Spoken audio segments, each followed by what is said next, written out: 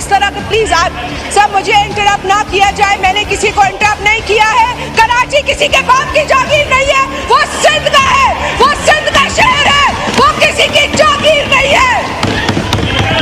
हमें कराची से अलग नहीं करना और हम नहीं करने देंगे। अगर आप चाहते हैं कि इस मुल्क में माहौल सही रहे तो एक सूबे को इस तरह हर्ट ना करें। मैंने तो नए सूबों पर सख्त बहस, आर्मी चीफ की मौजूदगी में शाजिया मरी ने गेम पलट दिया था। तारड़ की तबाह कुन चित्रोल, लोग जितनी मर्जी कोशिश कर लो, हम लोग कराची को तकसीम नहीं होने देंगे क्योंकि कराची सिंध का हिस्सा है। एहसान फरमोश निकले, हालांकि तुमको हुकूमत भी हमने बना कर दी। आजाद कश्मीर के इलेक्शन में धांधली क्यों की? चीफ साहब अल्लाह का वास्ता हमें मजबूर ना कर, ऐसी सनसनीखेज तकरीर आप भी सुनकर हैरान हो जाएंगे। चले नाज़रीन, पहले ये वीडियो देखते हैं फिर इस पर बात करेंगे। चैनल को सब्सक्राइब लाजमी कर लें, बेल आइकन को प्रेस कर दें ताकि इस तरह की मजीद वीडियो आप तक बआसानी पहुंच सके। आपकी मोहब्बत का शुक्रगुजार हो। चले वीडियो शुरू।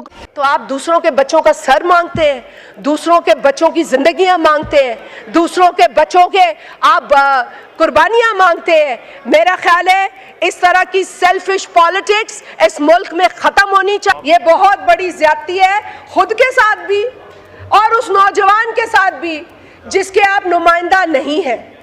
आप अगर उस नौजवान के नुमाइंदा होते तो लोगों को ट्रक की बत्ती के पीछे नहीं लगाते। आपने इस मुल्क के अवाम को ट्रक की बत्ती, 1 करोड़ नौकरियां देंगे, 50 लाख घर बनाएंगे। आपने जो चूरन बेचा, आपने जो चूरन बेचा, आज आप उस चूरन पर बात भी नहीं करते। आज आप बोलते भी नहीं है कि ये चूरन हम बेच रहे थे, हमने 1 करोड़। आपने अपने केपी में, जहां आप कहते हैं ना जी हमारी हुकूमत है, क्योंकि सिंध के लिए तो जो आपके लीडर की बातें थी ना, और आज जो आप पाकिस्तान के साथ कर रहे हैं, ये जो आपने नया तरीका, ये जो आपने ये ट्रोल का तरीका लगाया हुआ है, ये जो आपने डिजिटल टेररिज्म किया हुआ है, इसकी भी आपने हदें पार कर दी है। खैर से ये जो आपने डिजिटल टेररिज्म, ना किसी की पगड़ी छोड़ी, ना किसी का दुपट्टा छोड़ा, ना किसी की चादर छोड़ी। आप लोग समझते हैं कि ये डिजिटल टेररिज्म हम बर्दाश्त करेंगे? अब हम बर्दाश्त नहीं करेंगे। ये मुल्क मुतहम्मिल नहीं है तकसीम का, ये मुल्क मुतहम्मिल नहीं है नफरत का। पाकिस्तान के मसाइल उस एक आदमी से बहुत बड़े हैं जिसका रोना रोज रोते हो तुम लोग। बहुत बड़े हमारे मसाइल। मेरी औलाद मुझसे पूछती है, मेरी बस करो, बस करो, ये दहशतगर्दी नहीं चलेगी। मैं खातून हूँ, एहतराम करो, बैठो। बड़े खवातीन का एहतराम सिखा रहे थे, बैठो और सुनो, और सुनो, अब सुनो, अब सुनो। इस मुल्क को क्या चाहिए? इस मुल्क को रोजगार चाहिए, इस मुल्क को बिजली चाहिए, इस मुल्क को गुर्बत से निजात चाहिए, इस मुल्क की माओ को अपने बच्चों का मुस्तकबिल बेहतर करना है। वो आपके उमर रसीदा चेयरमैन की आसाइशों पे नहीं बात करनी हमें। उसको फ्रिज दे दो, उसको मुर्गी दे दो, उसको एसी दे दो, उसको ट्रेडमिल दे दो, उसको हर चीज दे दो और पाकिस्तान की आवाम को भूखा मरने दो।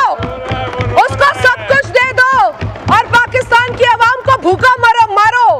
आपने हद कर दी है ढिठाई की।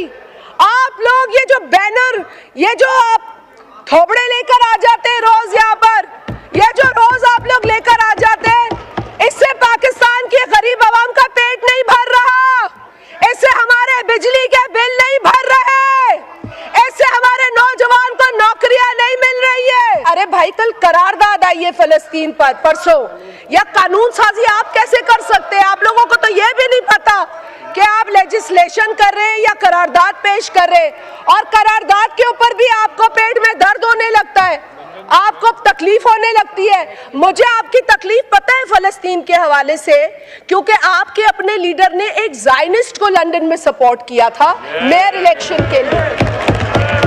तो आप लोग नहीं समझ सकेंगे इन बातों को.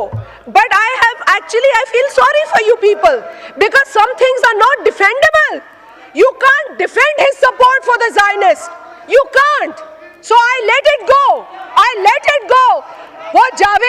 वो सादिक जावेद बता चुका है, वो अपने कंसर्न एक्सप्रेस कर चुका है अपने इलेक्शन में, और वो अपनी तकलीफ का भी इजहार कर चुका है when your leader did not support him as a Muslim Pakistani candidate. वो बता चुका है. So sir, with all honesty, यहाँ सिर्फ लेक्चरबाजी नहीं होनी चाहिए. यहाँ पर आवाम के मसलों पर बात भी होनी चाहिए और एक दूसरे का साथ भी देना चाहिए. पीपल्स पार्टी इस वक्त इस पाकिस्तान के अंदर जो मसाइल हैं, जो आवाम को दरपेश मसाइल हैं, उसको लेकर परेशान है. वरना हम भी किसी के नखरे बर्दाश्त नहीं करते. हम सिर्फ पाकिस्तान की सालमियत, पाकिस्तान में इस्तेहकाम, पाकिस्तान में अमन के हामी हैं और हम हर कीमत अदा करेंगे पाकिस्तान के अंदर स्टेबिलिटी को कायम रखने के लिए. हम आप लोगों की तरह हम खुद गर्ज नहीं हैं. हम नहीं हैं खुद गर्ज, और हम साबित कर रहे हैं, करते रहेंगे. लेकिन आप लोगों को भी होश के नाखून लेने चाहिए. आप लोगों को भी पाकिस्तान का सोचना चाहिए. अमेरिका की कांग्रेस में पाकिस्तान में मुदाखलत की रेजोल्यूशन आती है तो आप लोग खुश होते हैं. और रेजोल्यूशन कौन लाता है? जो इजराइल का सबसे बड़ा सपोर्टर है. रेजोल्यूशन कौन लाता है?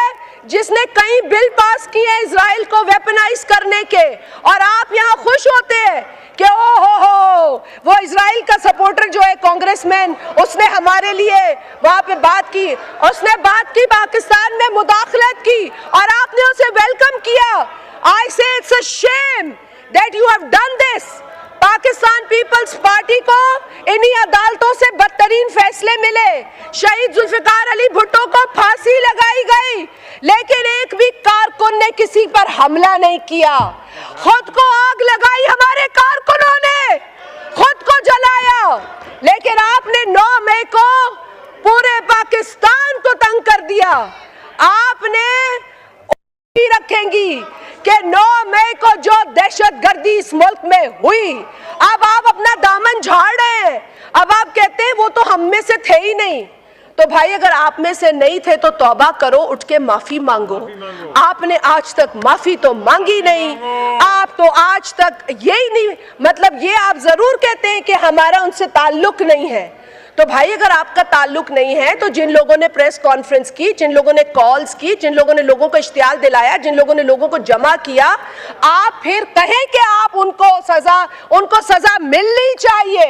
आप कंडेम करें उन लोगों को, आप मजम्मत करें उन लोगों की जो पाकिस्तान में तबाही, बर्बादी, तकसीम और नफरत फैलाता है. वो मुहिब्बे वतन नहीं हो सकता. वो मुहिब्बे वतन नहीं हो सकता. मुहिब्बे वतन वो है जिसको इदारे ने फांसी दी, उसने कुछ नहीं किया. मुहिब्बे वतन वो है जिसके कारकुनान को जेलों में डाला गया, औरतों को, मर्दों को कोड़े मारे गए, उसने मुल्क को नुकसान नहीं दिया. मुहिब्बे वतन वो है जिसको इस मुल्क से जाने पर मजबूर कर दिया गया, लेकिन उसने मुल्क को नुकसान नहीं दिया.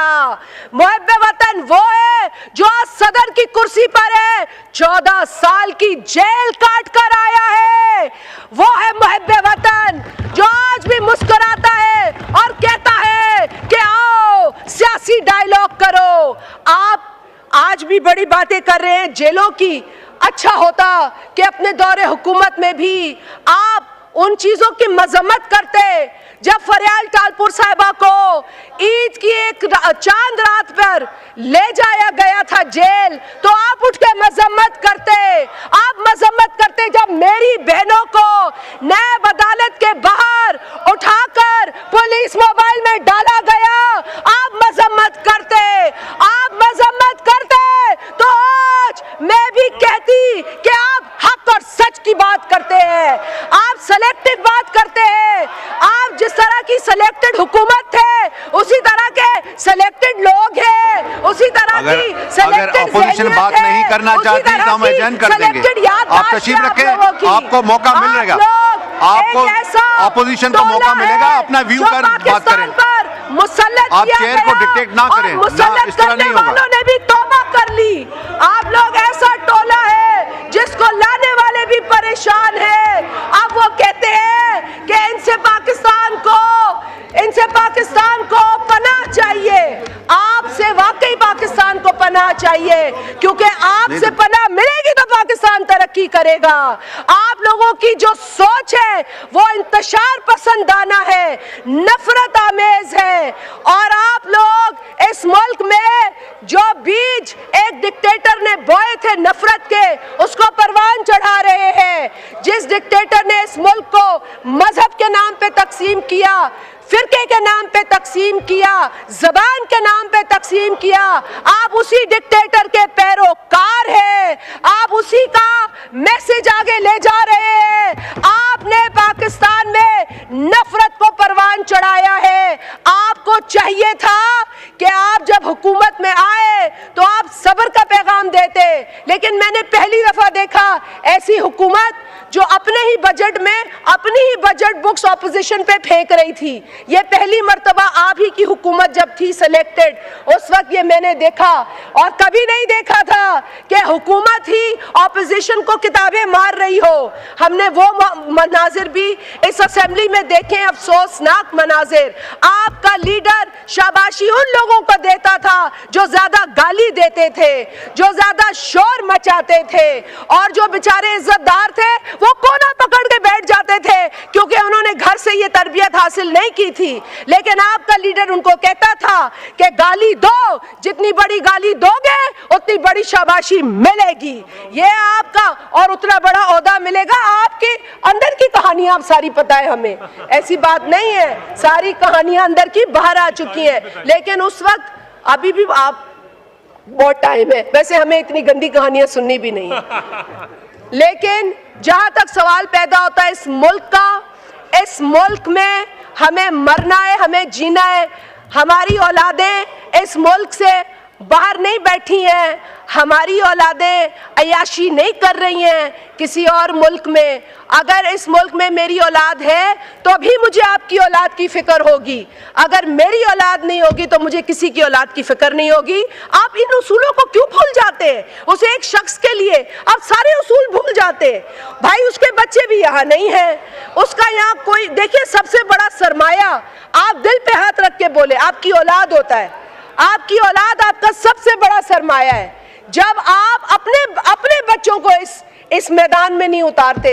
इसमें फिर भी बड़े हिम्मत हौसले वाले लोग बैठे हैं। दो बगल बच्चों का मैं जिक्र करना चाहूंगा, मुल्क से भागे हुए हैं। एक अमेरिका बैठा है, एक स्पेन बैठा है, इसी हाउस में बतौर एडवाइजर बैठते थे। मैं तब कहता था कि इन्होंने भागना है, आप लोग इधर ही बैठे होंगे, ये भाग जाएंगे। वो तब भी अपने लीडर की शान में जमीन आसमान के कलाबे मिलाते थे। मेरी गुजारिश ये है कि इस हाउस की रिवायात को इतना मैला ना किया जाए, क्योंकि इधर बैठने के दो क्राइटेरियाज हैं, एक तो जबान की गलाजत में कसरत हो और दूसरा झूठ बोलना आता हो और बार बार आता हो।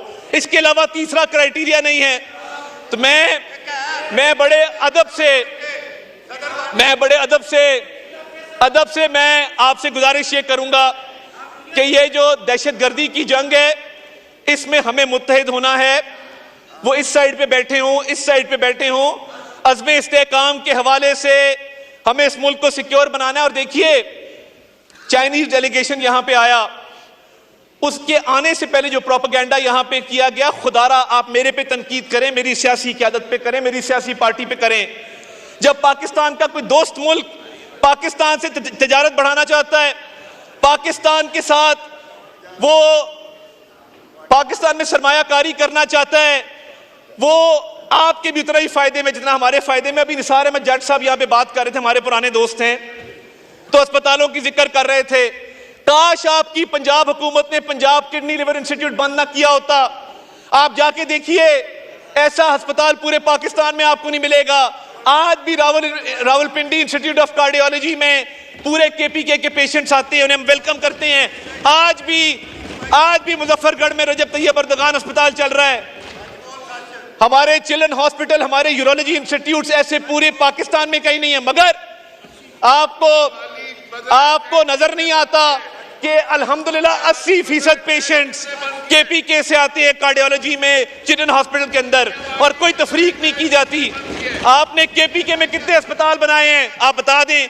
आपकी जब हुकूमत थी आपने पंजाब में अस्पताल बंद करने के अलावा कुछ नहीं किया। तो इस मुल्क की खातिर कम से कम दहशतगर्दी की इस जंग में इकराम, आपने शाजिया मरी की गुफ्तगू सुनी। शाजिया मरी का कहना था हम नए सूबे नहीं बनने देंगे क्योंकि कराची सिंध का हिस्सा, इसीलिए हम तकसीम नहीं होने देंगे। दोस्तों असल बात ये दोनों, चाहे पीपल्स पार्टी और नून लीग हो, ये नए सूबे बनने के हक में नहीं है। क्यों? क्योंकि इनको पता जितने भी एक सूबे को फंड्स वगैरह मिलते फिर ये वो तकसीम हो जाएंगे, इनकी पावर तकसीम हो जाएगी। लोगों को इस बात से अंदाजा हो जाएगा पूरे पंजाब को नून लीग संभाल रही है और पूरे कराची को, पूरे सिंध को पीपल्स पार्टी संभाल रही है। फिर ये कैसे चाहेंगे यानी कि ये तकसीम हो? नए सूबे बनने चाहिए, वक्त की जरूरत है। पहले हमारी आबादी कम थी फिर भी सूबे वही 4 थे, अभी आबादी डबल हो गई फिर भी सूबे वही 4 हैं। शाजिया मरी का ये भी कहना था अगर मुल्क में आपको अमनो अमान बरकरार रखना फिर नए सूबे की बात ना करना, यानी कि ये खुली धमकी है। ये भी हकीकत है जो मुल्क से मोहब्बत करता है नए सूबे पर उसको इतराज नहीं होना चाहिए। अगर हमारे लीडरों में इतनी काबिलियत हो वो पूरे सूबे को संभाल सकते हैं फिर हमें भी कोई एतराज नहीं। इसीलिए नए सूबे की जरूरत है क्योंकि वो संभाल नहीं रहे। लेकिन एक बात और, पाकिस्तान का जो सबसे मकबूल तरीन लीडर है जिसकी सबसे ज्यादा फैन फॉलोइंग है इमरान खान, आपको पता है फिर इमरान खान के मुतालिक यानी कि खबरें आ रही इमरान खान की हालत तशवीशनाक है। ऐसा नहीं होना चाहिए। पाकिस्तान के मकबूल तरीन लीडर के साथ ये और फिर आम आवाम के साथ ये क्या करेंगे? कि इमरान खान ने भी अपनी हुकूमत के दौरान काफी गलत काम किए थे जो कि नहीं करना चाहिए थे। मरियम नवाज और उसके वालिद को जेल में नहीं डालना चाहिए। सियासी इंतकाम किसी भी मसले का हल नहीं है। वो इमरान खान साहब हो चाहे वो शहबाज शरीफ साहब हो, इनको 5 साल मिलते हैं। इनको चाहिए यानी कि अपना जलवा दिखाए। इनके पास गोल्डन चांस होता है अपने आप को प्रूफ करने के लिए। उल्टा ये 5 साल एक दूसरे को सियासी इंतकाम का निशाना बनाने पर जाया कर देते हैं। इसका मकसद ये अगर ये लोग अपनी हुकूमत के दौरान परफॉर्मेंस करें फिर एक दूसरे को सियासी इंतकाम का निशाना बनाने की नौबत नहीं आएगी। ये हकीकत है शहबाज शरीफ साहब मेहनत कर रहे हैं। नाज़रीन इकराम, आप क्या समझते हैं? अपनी राय का इजहार कमेंट में लाजमी करें। आपकी राय हमारे लिए बहुत अहमियत रखती है। अगर आपको ये वीडियो पसंद है वीडियो को लाइक कर दें, चैनल को सब्सक्राइब कर लें, बेल आइकन को प्रेस कर दें ताकि इस तरह मजीद वीडियो आप तक बआसानी पहुंच सके। आपकी मोहब्बत को शुक्रगुजार हूं। मिलते हैं न्यू वीडियो में, तब तक हमें दीजिए इजाजत। अल्लाह हाफिज। पाकिस्तान हमेशा जिंदाबाद।